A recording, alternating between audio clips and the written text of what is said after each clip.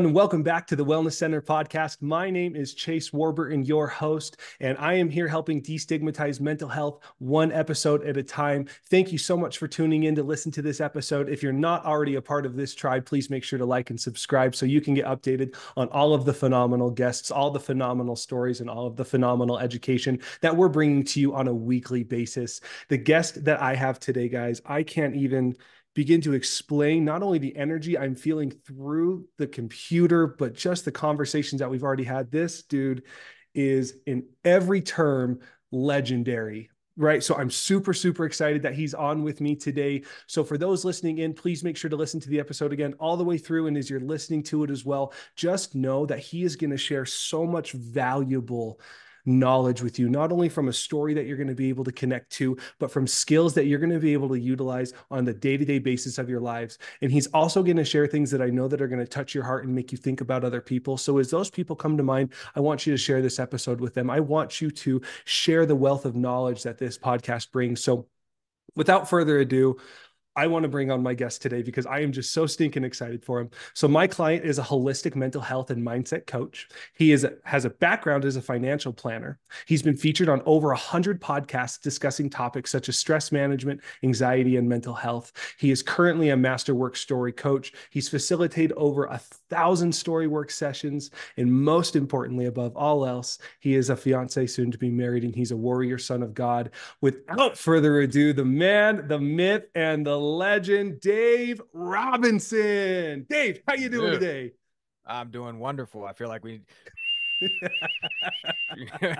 entering the arena here, man. So thank you. I'm excited to be here with you. Dude, my pleasure. And I am so excited that you're here too, man. It's really cool to be able to get people on this show that are willing to share like vulnerable stories. And I know we've had some of the discussion. So I'm just really excited to have you on, man. This is going to be so much fun. So for those who don't know you, including myself, can you give us some like cookie cutter answers as to who you are? Totally, man. So Cool. I'm from Richmond, Virginia.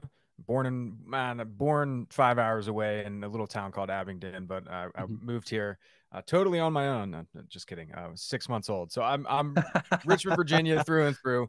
Um, I am a professional story work coach. I've got a long background in fitness, health, education.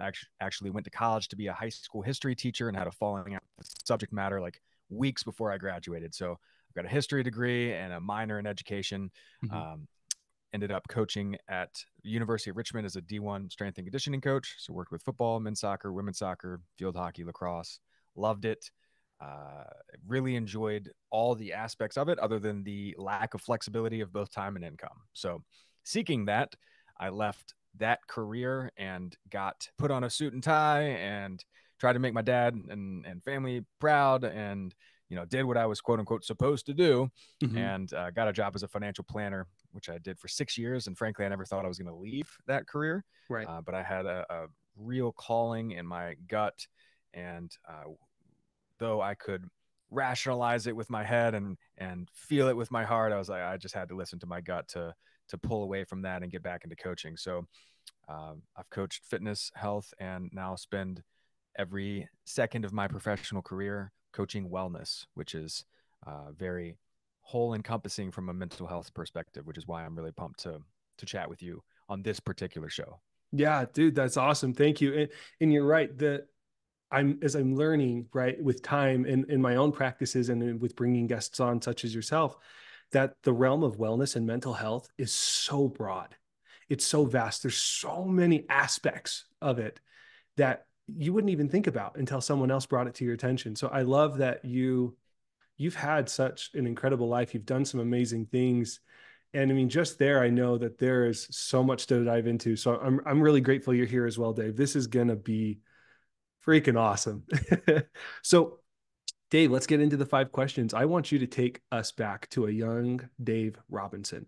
When were some of the first times you struggled with mental health? Yeah, I can remember very distinctly a time. I'll take you back to Surreywood Pool, which is Okay. my neighborhood was Surreywood. I moved there when I was 8 years old. Had the classic pre-internet 80s 90s kid Mhm. growing up. If you wanted to find out where the kids were, you just had to look at the pile of bikes in the front yard. You know, we played all kinds of sports. We were always at the pool. We were running around, you know, walking into each other's houses, just having a ball, great time, great neighborhood. I Mhm. was about 13 years old over the summer, and uh, I wasn't.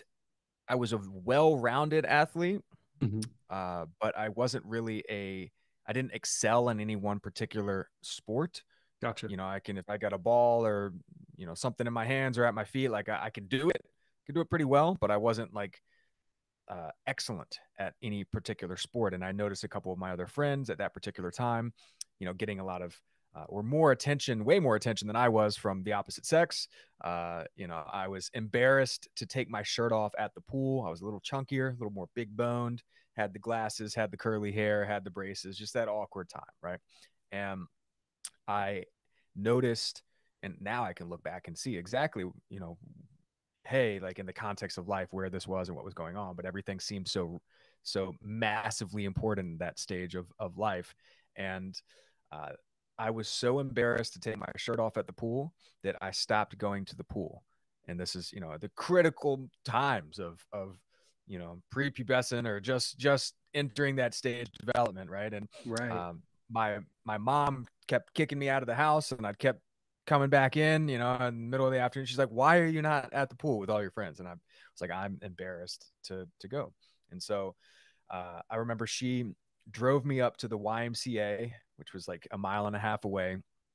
This is the only time in my life that my mom ever did something that was uh, could be argued as immoral, right? We Mhm. lied together about my age so that I could get into the gym and be able to like lift weights or like start to like do whatever. So Yeah. we both said I was 15, which was not accurate. Right? Which is Okay. love your mom, thank you. And you know, true saint.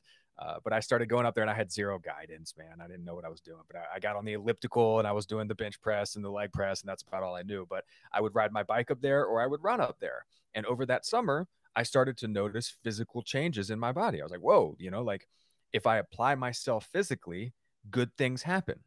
And Yeah. because I'm applying myself physically, I'm feeling better, not only about taking my shirt off at the pool, but you know, mentally and emotionally. And I'm harnessing some of this energy that I've got. And you know, I started getting better at sports. And so fitness was my gateway drug, so to speak, into personal development. Okay. And yeah, that was, I guess, my first pivotal shift in as far as the mental health equation.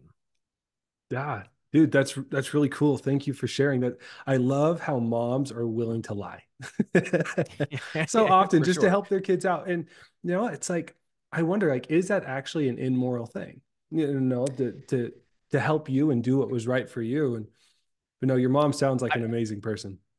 I don't think it was immoral in any way, shape, or form.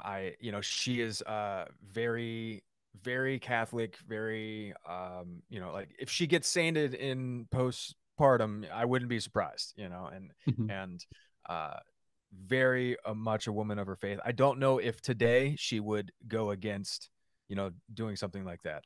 But back then that was what I needed. So thank you, You mom. know, that's very true. And to be quite honest, I don't know if you could pass for 15 anymore. So that might be a little bit of a stretch. No. No mods. I stopped getting carded a long time ago, my Yeah, friend. So fair that's a good enough, thing. man. Yeah, yeah, yeah, So I have a couple questions for you um, about kind of your story there, just to pick it apart a little bit and dive in a little bit yeah. deeper. Um, you know, you talk about being a little bit bigger boned. You had the curly hair and the braces and the glasses. Were any of the like what negative story were you telling yourself about yourself around that time that made you embarrassed?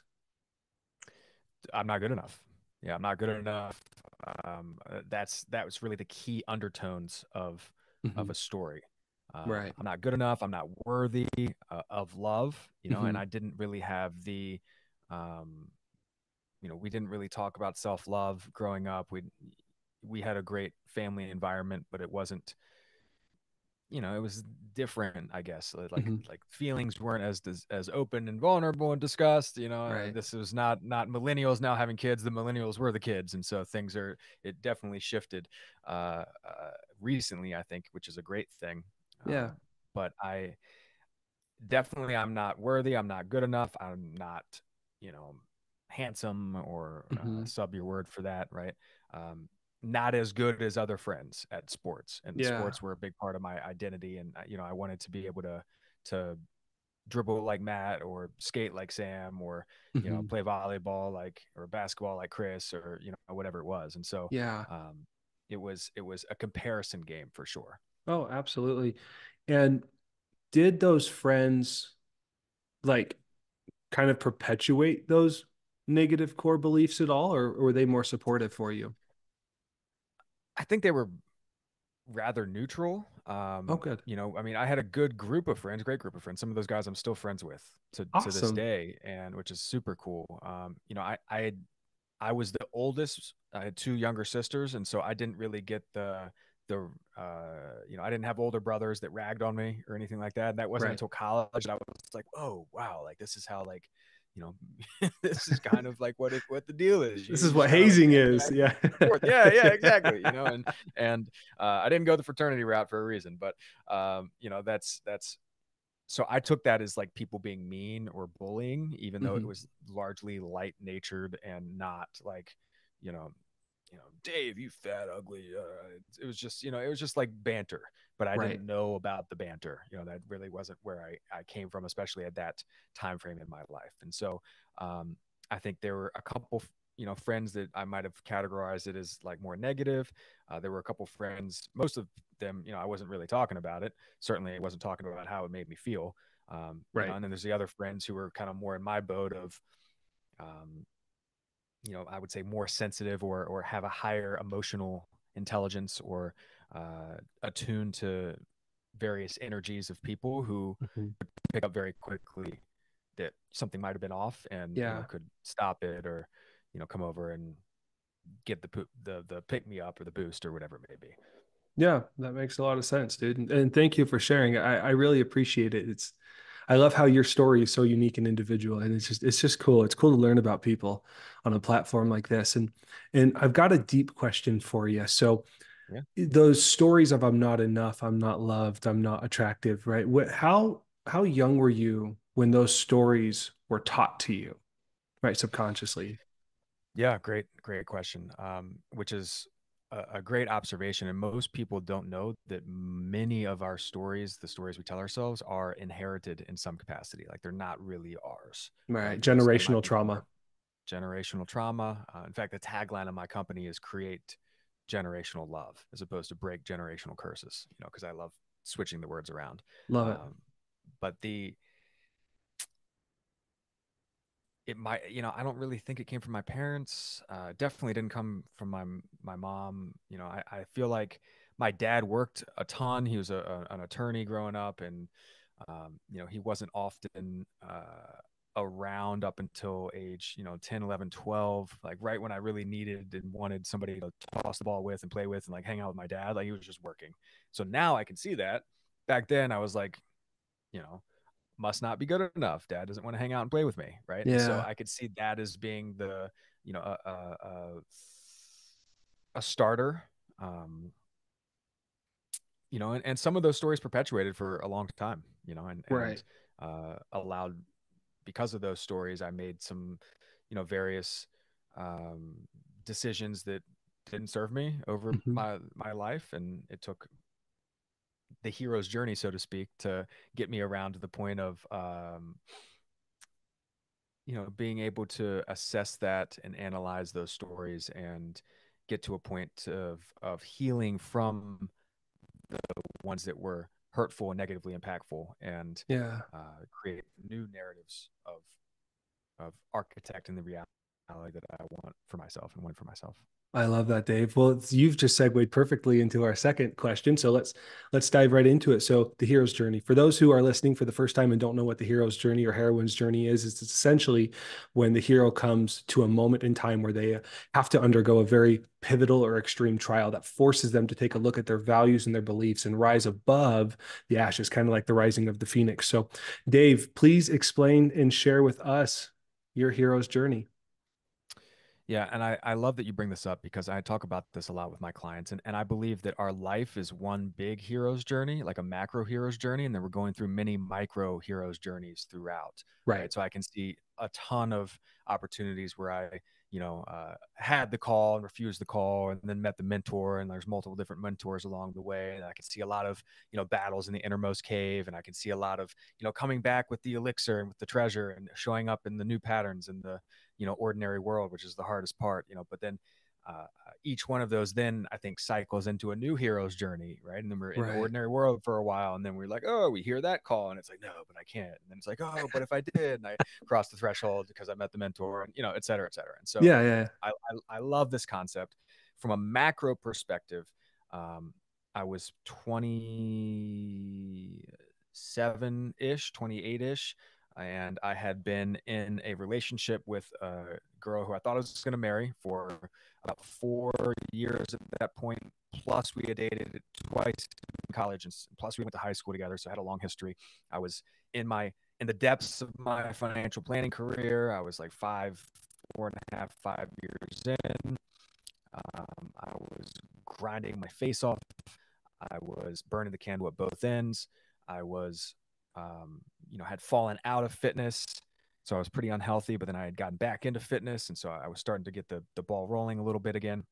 And so I was really pushing myself in so many ways, like trying to grow, and my business was okay, not like barely making ends meet, but from the outside looking in, I'm dating the prettiest girl I've ever seen. I've got a cute little dog. I'm living in a house down, in downtown Richmond. I've got a like literally white picket fence, literally, type environment. I'm suit and a tie, and I can like flash a smile and, go on. Yeah, exactly. And so it Talk looked good. politics and smoke Yeah, barbecue. 100%, and I'm going to networking events in the evenings, and so I'm adding a couple of adult beverages in there relatively frequently, and so like my sleep's getting affected. It's just the whole 9 yards, right? But I'm out there, I'm shaking hands, I'm meeting babies, I'm doing my thing. And I noticed over the course of a couple months, the relationship wasn't going well. We were both immature and hurt in our various ways. It was a toxic relationship. I could feel like the callings of like, oh, I don't know whether I should be doing this financial planning thing. And I noticed like I snapped awake to my self-talk at, 2015, 2016, about this time. And my self-talk was, I hate my life and I hate myself. I hate my life and this freaking sucks. I hate myself. I Yeah. hate my life, and et cetera, et cetera, et cetera. And I was caught in the negative feedback loop or the shame spiral. I hadn't dealt with stuff from the past, just very much in a sympathetic nervous system state, fight, flight, or freeze constantly. Mhm. Probably had adrenal fatigue. I'm not a doctor and I'm not going to self-diagnose myself, but Mhm. if I was a betting man, I'd put a majority of chips on that. And but I had gotten back on outside, and that was helping. I had gotten running again, and that was helping. And so there's a trail in Richmond. It's called the North Bank Buttermilk Trail. It's like a 10K, 6.2 mile loop around the river. It crosses a couple different bridges. It's mostly in the woods, by the James River. And so I got into the habit of getting out on the trail 2-3 days a week. And sometimes I'd run, sometimes I'd hike. And I was on the road a lot, driving all over Southwest Virginia and out to the beach for work and try to pick up clients and stuff like that. So I had downloaded an Audible account.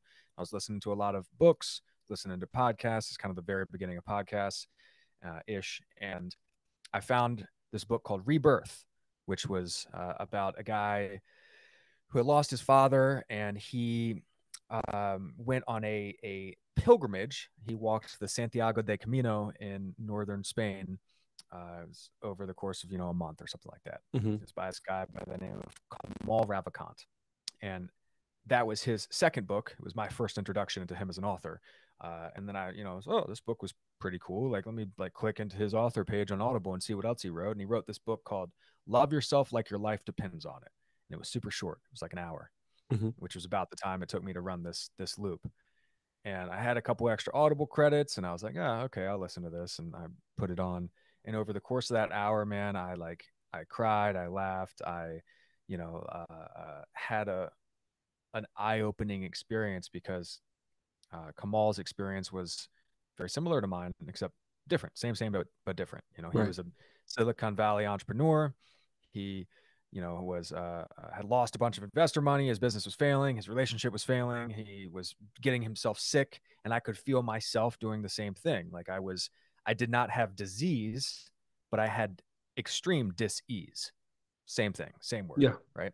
And all he did was start changing the words from I hate myself to I love myself. And he just started repeating I love myself over and over and over and over and over and over and over again. And I was like, well, hey, that sounds easy enough. Probably won't work, but what if I try it? And so I changed the background on my phone to I love myself, and I printed off, a couple pieces of paper, and changed the margins on the side to like 0 margins and the font to like 80 font, so I can fit it horizontally across as big as I could. I love myself, and I printed 10 of these out, and I put one in my car, and put one in my bathroom, put one in my office, put one on my bedside table, and I started repeating it. I love myself. I love myself. I love myself. I love myself. I love myself. And at first I couldn't say it out loud, and I definitely couldn't look at myself in the eyes in the mirror and say it. But what I noticed is very quickly that changed. I noticed that the world started to love me back a little bit more. I started to notice the butterflies and the flowers, like literally, and the moon, and when it was big and bright at night, because before I didn't give a crap about that. I hated my life. And Right. flowers, like get out of here. Who cares, right? But I noticed the beautiful things about life, and the little things and the precious things. I started to make decisions based on if I loved myself, I would do this thing, or if I loved myself, I would not do that thing. And that was very key. Hmm. And this was my first introduction into words. And I started to go into the innermost cave, and I started to fight the battles or at least have the courage to address the things that, were holding me back, and the things that, which was me, ding, ding, ding. And the things that, Right. started to tame the dark wolf, and started to feed my light wolf again. Yeah. And really probably for the first time. And this was my next introduction into personal development, where I started to, go on YouTube and listen to, your Tony Robbins and your Les Browns and your Gary V's and all the people who you start listening to when you go down this particular rabbit hole at that particular time. And Right. that led me to, over the next year or so, get the courage to leave that relationship, get the courage to leave my financial planning career, get the courage to really push myself physically and start giving back to my community and help other people and raise money for charity, and get back into coaching and just do all kinds of stuff that made me feel way more alive. So I made way more allies than enemies at that point in my life, and started to come back and try to teach that to other people. So that was the first full evolution, I think, of the hero's journey That's so cycle, and cool. definitely like the biggest battle internally that I've faced. Dude, that's so cool. And I mean, there's so many valuable lessons that come from just that hero's journey. So thank you for sharing it. That's awesome. I can tell you're a story work coach because you're very articulate, and that's just what you shared. That was beautiful. And something came to mind as you were talking. Have you ever heard of a book called What the Bleep Do We Know? I have not. So it's a book I'm from the gonna have to look 90s at that came out, and I don't remember the name of the doctor who did it, but he talked about water crystals and how they're changed by our words. it. Mm-hmm, Right. And mm-hmm. he did all of these different tests where he got water crystals and he exposed them to like rock music, the Beatles, um, gospel music and all those types of things. And like, I love you and I hate you, and how the words were so different and how the crystals were so, so different. So I think that, or I know that words are incredibly important, right? And where you talk about creating generational love versus breaking generational trauma, right? It's that change of mindset, the change of focus, but you're focusing on the word love instead of trauma, which is going to scientifically change the chemicals in your body and the water in your body for the better. I love that. And yeah, it's how scary was it for you to end the relationship and to walk away from the job? ending the relationship was scarier for sure. Gotcha. Yeah. And I had a realization, maybe a year after I found this book, that my relationship was affecting me physically, and the words I was using was affecting me physically. I was Mm. on I was on a trip. It was the first sibling trip that me and my two little sister, younger sisters took. Definitely not little sisters anymore, but younger sisters took. We went to Europe for like 2.5 weeks, hit 7 countries. It was super awesome. We had a ball, and I was fighting the whole time with my ex. Just constant drama, constant you know tension, and just like Yeah. right, like just the back and Yeah. forth, and the not trusting, and the insecurities, and on both sides. And I'll wear a hand on that too. And we were it was known beforehand on this trip that once my siblings and I entered the country of Slovenia, that our cell phones would have to be turned off, and they could not be turned on at all, or else Verizon was going to charge us like $10,000 a day or something absurd, Wow. right? And I don't know why, I don't know what the deal was, but like, They must it not was like the Solanians. totally. But it was well known beforehand. It was worked out. This was part of the deal, et cetera, et cetera. So I Right. remember very distinctly, like coming up to the border, a couple miles away from the border, just to be safe. And I send that last text to my ex, like, "Hey, babe, I'm gonna be out until Thursday, a couple days. Like, see you then, right?" And I turned off my phone, and I immediately felt the wave of pain just lift off of me, and I Yeah. expanded outward, and I could take a deep breath for the first time, right? And over Yeah. the next couple days, my sisters and I had so much fun, and they were like, "Yay, Davey's back!" Like it's the real you again. And so we had a ball, and I was like, "Oh man, maybe like Slovenia is just awesome, right?" Mhm. Like maybe that's why I'm feeling this way. Yeah. And it was the juxtaposition of those two feelings, because when we got back across the border and then we waited a couple miles and we turned my phone back on, it was instant. The the tension and the constriction and the Yeah. wave of pain and guilt and shame and just like tension. And um, I had a mind blow emoji moment of, oh my gosh, my this is actually physically affecting me. This is making me physically ill. Mhm. And it took me another we did actually break up like 2 days later. I like called it off in Paris, uh in on the Champs-Elysees. Right. And then I took 5 days to myself, and I went to Copenhagen for a couple days, and because I really liked that. That was our first stop. And then I went to London, and I bought a little moleskin journal that I had in my safe. It's about this big, like maybe Mhm. 5 inch by 3 inch little journal. And I walked all around London for 3 days, listening to stuff, writing stuff down. It was the first time I was alone, probably ever, for that amount of time. And I needed that so badly. I needed Mhm. that so badly. I needed to be in my own thoughts, not distracted by other people, or substances, or drama or anything like that. And I came back and tried to work it out for another 6 months, because we were living together, and my head was like, well, we've invested so much, and my heart was like, but I love her and she's so pretty, and yada yada. And then my gut was like, get out, get out, get out, get out. Right. Right. And I finally listened to my gut. um and that affected me for a long time. Like that was the stories that I first worked when I found the methodology of story work, was Mhm. my breakup stories.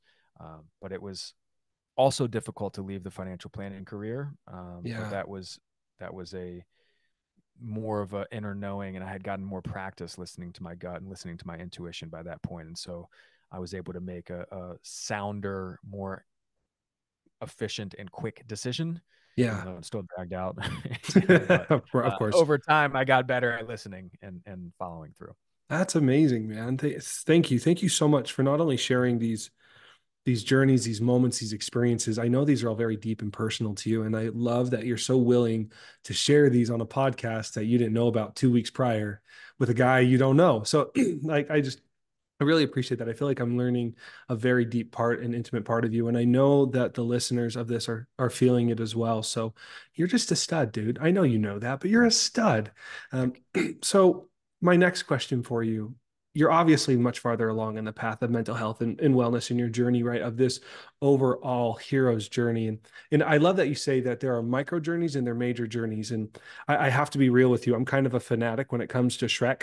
And when you said that, like, yeah, your whole life is one big hero's journey and there's micro journeys, I'm like, it makes sense. There's four Shrek movies, right? So, That's awesome. right. Um, but coping skills, man. So what coping skills did you develop early on in this journey and how have they evolved over time? My first coping skill was working out. Hmm. I used fitness as therapy for a long time. And that started off really well. And then as I got busier and more stressed, it added stress and, not in the good kind to my life, and ultimately probably took away from that for a while. In fact, I got injured very badly in Hmm. 2019. I had a very bad back injury. And so that was a real like, ugh, okay, like I get to choose to drop the identity of a strength athlete and step into other identities so that I Hmm. can actually heal my body, right? Which was very pivotal. Um, I used cannabis to cope for a very long time, very Okay. unhealthily, right? And I used Gotcha. other substances to cope for a while, which was not healthy or not fun, and Hmm. certainly not recommended. And it wasn't until I got more of a grip and hold over who I was and what was uh, really what I needed versus Hmm. what I wanted, that I was able to get a hold of those particular vices and Yeah. cope in a healthy way, right? Hmm. And what I do now is I still work out, right? Hmm. I still express myself physically, and my chosen modality for working through and coping through the tough times now is a combination of story work and breath work, Cool. right? So story work, for those who might be unfamiliar, and y'all may know this too listening, but we've touched on pieces of this. There are these unconscious, subconscious narratives that are largely running the show. And, Right. like I'm not worthy, or like I hate myself, or like, you might be saying them, or they might Hmm. be overarching, themes, right? They might be Right. specific moments in time, right? Like Hmm. Top of the Steps was my title to the story of me walking out and turning around the last time and seeing my ex and my dog, there at the top of the steps and walking away. And that story, I suppressed consciously and repressed unconsciously the pain of that for years before I actually dealt with it. And it Hmm. would come up at very inopportune times, right? But story work is the process of becoming aware of those narratives and becoming aware of the language patterns that we use that create conflict internally or externally, and then actually taking those stories from our head and putting it down onto the page. 99% of the time it's on a Google Doc, because Hmm. you're in Utah and I'm in Virginia and Zoom works great. And so you know Perfect. but we're writing it down, so to speak, on the Google Doc. And we're going through a process of downshifting into that parasympathetic rest and relax state Hmm. from and as it relates to very sympathetic fight, flight, or freeze experiences that we've had, both past, present, and future. And so I got introduced to this modality in 2017, 2016, somewhere around there, and Hmm. fell in love with it, and it helped a lot. And then, like anything that works, you like forget about it at first and go and do other stuff and fall back into old patterns. And it wasn't until after, the COVID thing, that pretty early on in that, um, I was reintroduced professionally as the other opportunities closed, other doors closed, Hmm. and I had a chance to do this, for other people, as opposed to just have it be done for me. And so, Right. now I use story work and breath work as a part of story work to pull myself down into the state that is desired. I stick my feet in the grass a lot. I ground a lot. I get a lot of sunshine, and I think that combination works really well. That's amazing. And Dave, dude, I just love you, dude. Like, for like, it's like a brother to Thank you. brother kind of feeling. Like, it's just real. And I can't begin to explain how grateful I am that when I asked about coping skills, you said my coping skills at the start were unhealthy. Like, Yeah, is I've just been dying for someone to say that, to be honest with you, because it's not all coping skills are developed right the first time, right? And accurate. And and I'm the same way, right? Like my coping skills started when I was like 14 or 15 and I was drinking alcohol and vaping and doing drugs, and that was what was keeping me alive, right? And like, good job, I'm alive. I'm 28 and I'm doing good now. And it got me up to this point. So I'm grateful for it. It's not effective anymore for me, but it worked, right? So I think it's really important to honor that coping skills aren't always necessarily a healthy thing. The healthiest thing is, and I love this analogy, because I do love the mountains, but mountains get bigger when you walk towards them. Right. Fear gets smaller when you walk towards it, and it gets Mm. bigger as you walk away. It's the only thing that happens with, You you know. know, So and that's, and just in my own life, I can really resonate with that because I remember I did musical theater growing up. And right before I went on stage, I was always terrified, right? The fear, the cold sweats, whatever it was. But the minute I got out on stage, the fear was gone. yep, you stepped into that, and you had the courage to face the fear and to Right. go forward anyway. And so many people, through learned experiences, oftentimes they did it once back in the day and it didn't work out, and so it's like, like we're going to avoid that discomfort. Mm-hmm. And I think ultimately that avoidance of discomfort is a big crisis for us here in not only in the United States but largely in the Western world and around the world. But that's a rant or a tangent we can go down another time. And Okay. uh, the the stepping into those fears and facing those fears and being okay with failing, Mm-hmm. right? Being okay with failing, but you tried and you Mm-hmm. picked yourself up and you pivoted and you did something else and you tried again. Like that's where the successes lie. That's where the lessons are. That's where like the elixirs come from. So, Right. um, yeah, those coping mechanisms got us here, and I'm very grateful to be here. And had I done That different things along the way, maybe I wouldn't be. So That's a good point. That's a really good point. So so how many coping skills did you try that you chalk up to being a failure? Like it didn't actually work for you the way you were hoping for? coping skills wise, Yeah.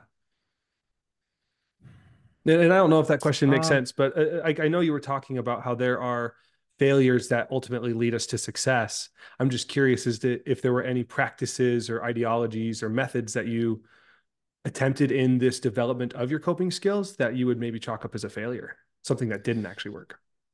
yeah, I mean, great question. We all we all are continually evolving. We're Right. always different than who we were, 100%. and um, I could see that.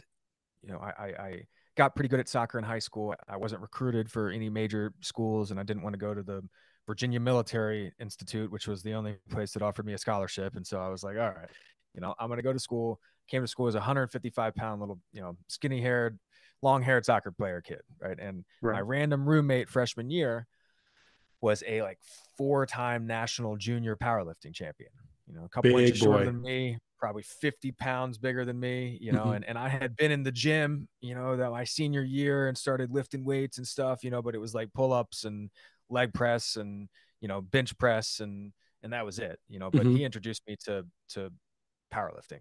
And he told me very early on, he challenged me very early on. He said, dude, no one hangs with me, like you're gonna quit. And I was like, I'm not gonna quit, like I'm gonna Show go, right? you. I'm gonna Yeah. stick with this, I'm gonna show you, right? And so that uh i I fell in love with the sport, and I fell in love with strength and conditioning, and that led me down a lot of incredible paths professionally and then personally. Hmm. And I didn't feel sound in myself. I didn't really have sound male adult role models. I didn't really have anybody I could really like lean on or talk to when it came to Yeah. like what was really right or wrong. And so I built up this armor that I thought was all about respect, and I thought was all about, that was what being a man was, and was being strong and commanding that respect because I, put on 50 pounds of muscle and, like could squat this or bench that or whatever it was. And that was my coping mechanism for not really having a ton of friends in college, not really enjoying my college experience, not really connecting with, you know, the parties and the fraternities and stuff like that. And so, 10, 10 p.m. on a Friday, like I'm either back, smoking some cannabis and playing some Madden with my roommate who, was also the gym bro, or like we were in the gym. And that was incredibly consistent, and it led to a lot of growth and a lot of gains, so to speak. But it also was covering up things about myself that I didn't like and things that I Yeah. wasn't willing to face yet, And so I chalk up my college experience as a failure, like, because I don't have really many, if any, friends. I got my one friend, two friends tops. Don't have any relationship with my professors. I cheated my way through school. Hmm. I was, I didn't study for tests. I got good at writing papers as a history major, and so I Hmm. would, hey, here's the subject. I'd read 5 book reviews on the actual subject matter, and I'd write a paper, on Adderall the last night before it was due, and turn it in and get an A, and like totally blank everything else from my mind, And so Hmm. I regret that, Hmm. and that was how I coped with the reality of where I was at, and what I wanted Yeah. to do. And, we came from a time in a family where it was like you had to go to college and you had to get a degree regardless of whether you wanted to or not. And so, Right. um, I checked the box, but that was it. Gotcha. And I worked really hard at the thing that was my coping mechanism that ultimately was probably just as unhealthy as it was healthy, even though I did love it. And even though it did Yeah. open up a lot of opportunities for me. Dude, that's awesome. Thank you for sharing that. Yeah, dude, you're such a cool dude. You really are. Thank you, man. So man, second to last question for you. You're much farther along in the path, right? Looking back, what Mhm. do you appreciate about what you've gone through? I appreciate that I learned to be me. And Yeah. I learned to be authentic, and I learned to step into and not be afraid of taking different paths, not be afraid of pivoting, not be afraid of adapting. Um, I'm really, really, really glad I kept going. I'm really glad I kept going. Yeah. There were times where I wasn't ever active or desired to do anything that might hurt myself. But when I ran by that bridge a couple times a week, I was like, yeah, water's nice, water looks nice, man. What if? I'm not gonna do it, but like I was in some pretty low moments, and Yeah. Yeah. um, I kept going. I kept pushing through even when, you know, things dropped out, opportunities dropped out from under me, and COVID was a real punch in the face.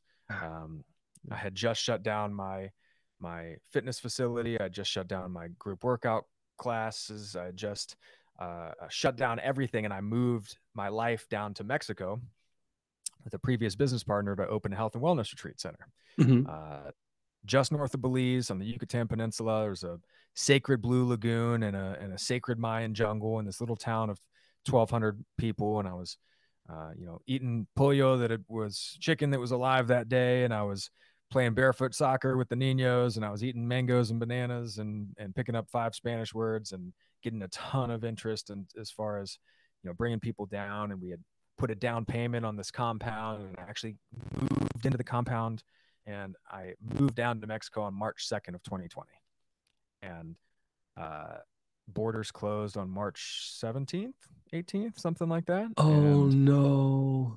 yeah, dude. So we made the right call at the time, given the information that we had and how uncertain it was in the beginning. To let's move back for a couple weeks, 2 weeks to flatten the curve, and we will be back very soon and resume this opportunity of this lifelong dream I had. Hmm. And obviously that didn't happen. Borders stayed closed for a long time. We couldn't make the second and third payment on the compound we had purchased. The deal fell through, et cetera, et cetera. And I found myself in another dark night of the soul moment where it would have been really easy to just like get a forklift job and just like, you know, pack it in. I tried. I did the best that I could. But I met my fiance around that time again, reconnected with her. I reconnected to story work and found this as an opportunity to do professionally. And it was slow at first, but I kept going. And, I found other passions like permaculture and homesteading, which I dove into wholeheartedly and with a lot of gusto, and I have was made a ton of told progress in. And I was told to ask about told your rabbits. yeah. Started doing started raising meat rabbits last year, early part of last year, about a little over a year ago. We just added quail to the equation a couple Okay. weeks ago, and yeah, we're on a third of an acre, 15 minutes outside of Richmond, and so I'm shocked at how much we're able to do at this space and just doing what we have now and over the course of a couple of years. But I kept going, man. And for those of you listening, like regardless of where you're at, what you're going through, like you should keep going all the way. You might as well go all the way. Right. And there really is no other feeling like that. No, that's amazing. Thank you for sharing it. And I know that was good advice for others. My last question for you, do you have any more advice for others, for those just getting into the realm of mental health? You're not alone. You're not alone. And hopefully that shows, this conversation can help show that, it's incredibly hard to admit that you need help. Right. It's even harder to ask for it. And the hardest step out of all is to be open enough to receive it, especially as men. We like to give, we don't like to receive. Right. We don't take advice well. And this goes Command all generally respect. say, Yep. yeah, command respect. Yeah. Exactly. And again, I hold my hand up for that too, right? Ditto. Um, yeah, yeah. And the manliest thing you can do, especially for yourself and for your family and future and current, is admit you need help, ask for help, and be open to receive it. And so that would be my biggest suggestion for people who are going through a mental health struggle currently, or Hmm. are on their path of their mental health journey, is to um, go get that help that you need, whatever it may be. There's a lot of different modalities that Hmm. can and could work, and understand that life is all about seasons. There's light and dark, there's ebbs and flows. I like to say, ride the wave you're on, right? And that Right. wave, you may choose how that wave ends. You may like decide to pack it up and go to shore. You may have to paddle back out against the other waves and sets and go out and catch another wave. You may crash and tumble and get slammed against the sand and reef and held down, and et cetera, et cetera. But ride the wave you're on. Be in the present moment. Understand that the good times are coming after the bad, and vice versa. The bad times are coming after the good, and it's part of life. So those perspectives have helped me greatly over time. Yeah, that's amazing, Dave. Thank you so much for that answer. That was awesome. Like that minute that you were sharing all that advice, people listen to that over and over and over again. And I know you thought of someone that needed to hear that today, so please share it with them. Dave, thank you so much again for coming on my show, bro. I really appreciate your willingness to come on here, be vulnerable, share some really, intricate stories of your life and these coping skills. Seriously, so phenomenal. So I am so blessed because of it. People listening to it are so blessed because of it. How can people find you if they want to know more, want to get in contact? Yeah, thank you, man. This was such a pleasure to chat with you, and I hope we get more opportunities to do so. Um, my website is workyourstories.com, www.workyourstories.com. I am on Instagram as well. You might see bunny pictures and run photos and pictures of my new puppy, but you also hear and see a lot about stories and words and health and mental health and wellness. I'm at daverobinson.coach, daverobinson.coach on Instagram, and workyourstories.com. Okay, awesome. And of course, I'll make sure those are in the description as well. So for those planning on going and throwing your money at Dave, you'll have the links to easily do so. Dave, again, thank you so much for your time. I really appreciate you coming on. You're an absolute stud. Thank you, brother. You're a great interviewer, Dude, and I appreciate the flow of the conversation. So thank you. dude, my pleasure, man. And for all of those listening, of course, if you haven't already liked and subscribed, please make sure to do so to become part of the Wellness Center tribe. If you want to come on the show, or if you know someone that wants to come onto the show, I want you to understand that no story is too big and no name is too small. If you do have a story, I want to share it all. You can contact me at chase@thewellnesscenter.life. One more time, chase@thewellnesscenter.life. If you want to know more about what I do on my day-to-day hustle, please go to thewellnesscenter.life, where we use red light therapy to rejuvenate every single one of your cells. one session at a time. Everyone, thank you again so much for tuning in. Have a great rest of your day, and we'll see you on the flip side. Peace out.